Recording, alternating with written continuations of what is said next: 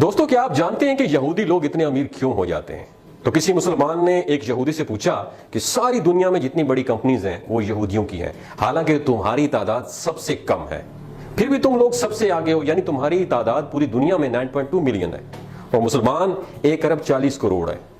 تو آپ اتنے زیادہ طاقتور کیسے ہو گئے؟ تمہاری قوم میں کوئی انسان بھیک نہیں مانگتا۔ تو اس پر یہودی نے جو جواب دیا، آپ نے دماغ کی کھڑکیوں کو کھول کے وہ جواب سنا ہے۔ اس نے بتایا کہ ہم اپنی زندگی ان 3 اصولوں پہ گزارتے ہیں۔ نمبر 1، ہم اپنی زندگی علم حاصل کرنے میں لگا دیتے ہیں۔ نمبر 2، وہ کہتے ہیں کہ ہم اپنے بچوں کو بچپن سے ہی بزنس کرنا، تجارت کرنا سکھاتے ہیں۔ نمبر 3، ہم اپنے اندر بھائی چارگی پیدا کرتے ہیں، ایک دوسرے کو سپورٹ کرتے ہیں، اور یہودی دنیا میں کسی جگہ پہ بھی رہتے ہیں تو ایک دوسرے سے کنیکٹ رہتے ہیں، اور چاہے ہم کتنے ہی بڑے کیوں نہ ہو جائیں، ہم اپنے مذہب کے لیے صرف کام کرتے ہیں۔ اور ہم نے یہ ساری چیزیں، آپ کو پتہ ہے کس سے سیکھی؟ یہ یہودی کہہ رہا ہے، وہ بتاتا ہے کہ ہم نے یہ ساری چیزیں تمہارے نبی کریم صلی اللہ علیہ وآلہ وسلم سے سیکھی ہیں۔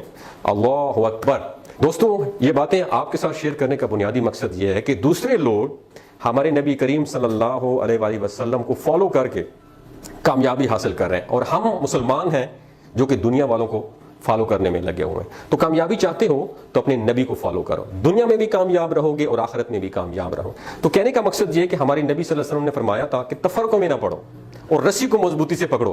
آج ہم تقسیم ہو چکے ہیں، ہم سنی ہیں، ہم شیعہ ہیں، ہم بریلوی ہیں، ہم دیوبندی ہیں۔ اس تقسیم نے ہمیں توڑ کے رکھ دیا، ہمیں قوم نہیں بننے دیا، ہمیں امت نہیں بننے دیا۔ وجہ کیا ہے کہ ہمارے ریموٹ کنٹرول کہیں اور سے آپریٹ ہوتے ہیں، ان کا بیسک بنیادی مقصد یہی ہے، ڈیوائڈ اینڈ رول۔ ان کو تقسیم کر دو اور ان پر حکومت کرو۔ دوستوں بات کرنے کا مقصد یہ ہے کہ ان کے 3 فالو جو ہے نا، وہ ہماری اسلامی تعلیمات سے انہوں نے لیے ہیں۔ یہ بھائی چارگی کو اپناتے ہیں، ہمارے اندر بھائی چارگی بالکل بھی نہیں ہے، ہم بالکل بھی ایک دوسرے کو دیکھ ہی نہیں سکتے۔ ان کا دوسرا جو قانون تھا وہ یہ تھا کہ اپنے بچوں کو بزنس کرنا سکھاتے ہیں۔ ہم لوگ کیا کرتے ہیں؟ ہم اپنے بچوں کو نوکر بننا سکھاتے ہیں۔ اور تیسری بات، یہ ساری زندگی علم سیکھتے رہتے ہیں۔ میرا آپ سے سوال ہے، آپ نے سیلف ڈیولپمنٹ کے اوپر کون سی لاسٹ ٹائم آپ نے کتاب پڑھی؟ آپ نے قرآن کو ترجمے اور تفسیر کے ساتھ کب پڑھا ہے؟ صرف ثواب کی نیت سے پڑھا ہے۔ دوستو یہ کہنے کا مقصد یہ ہے، اپنی اسلامی تعلیمات پر غور کرو، آپ دنیا کی سب سے عظیم قوم بن جاؤ گے۔ ان سب کے اوپر حکومت کرو گے جو صرف تھوڑے سے ہو کے آپ لوگوں پہ حکومت کر رہے ہیں۔ اپنا اور اپنے ساتھ جڑے رشتوں کا خیال رکھیے گا۔ اللہ حافظ۔ آپ نے سیلف ڈیولپمنٹ کے اوپر کون سی لاسٹ ٹائم آپ نے کتاب پڑھی؟ آپ نے قرآن کو ترجمے اور تفسیر کے ساتھ کب پڑھا ہے؟ صرف ثواب کی نیت سے پڑھا ہے۔ دوستو یہ کہنے کا مقصد یہ ہے، اپنی اسلامی تعلیمات پر غور کرو، آپ دنیا کی سب سے عظیم قوم بن جاؤ گے۔